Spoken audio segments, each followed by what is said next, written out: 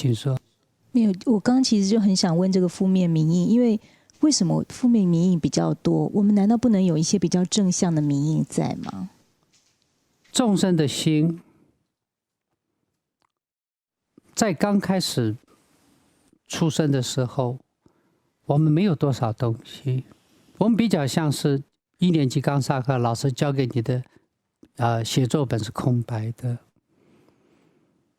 然后这一个滚滚红尘的这一个众生世界中，我们就进入了一个染缸。如果今天假设你是个婴儿，你生出来了，当然假设你一个人生在一个荒岛，就是你一个人，你的众生心念是弱的，你贪嗔痴是弱的，我猜如此。当你进入这个滚滚红尘后，你生命中所有的历练，包括你的父母、这个社会、学校、家人、朋友，一切，你个人的经验在中间，你所看到的，不都是贪嗔痴慢疑吗？所以父母没个好样，孩子就没好样。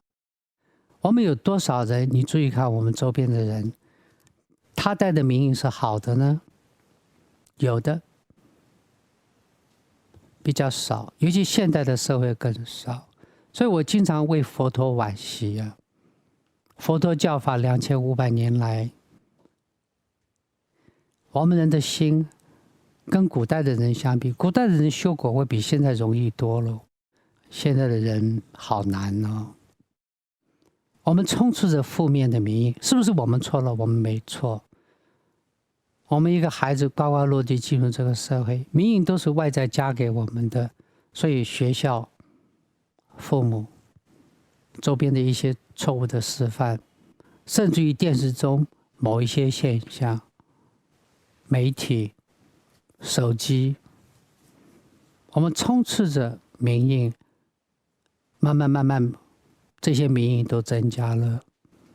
所以等到名义进了身以后，就像电脑插了软体晶片，你再也无法改变。你知道名义是跟一辈子的，名义是不是今天发生的某种念头，明天就消散，是跟一辈子的。好有趣啊！所以怎么办？今天谈戒律，我想守戒啊，我办不到吗？你逼我也是没有用啊。我表面守戒，但是我经常一不小心我就要犯戒，因为我心里也犯戒。这不是我们的错，因为我们的潜意识的名义我们拿不掉。各位有没有发现，你对一个人愤怒，你永远拿不掉，你拿不掉。就算这个人早就改邪归正了，甚至已经削发为和尚了，你都恨他一辈子。你拿不掉那个名义，你恨他的名义，因为有一年在早年他对你不好。我们为什么生命痛苦？我们一大堆的名义，像背着一个厚重的十字架，让我们头都抬不起来。我们随着生命的成长，智慧没有成长，负面的名义不断增加，一步一步的路，踏的都是血迹，踏的都是汗水。我们面对这个戒律，只守一个生命该做的正确的事情，不是我们不要潜意识。负面的名义拿不掉，这样理解了吗？所以您提的这个问题是个很重要的议题。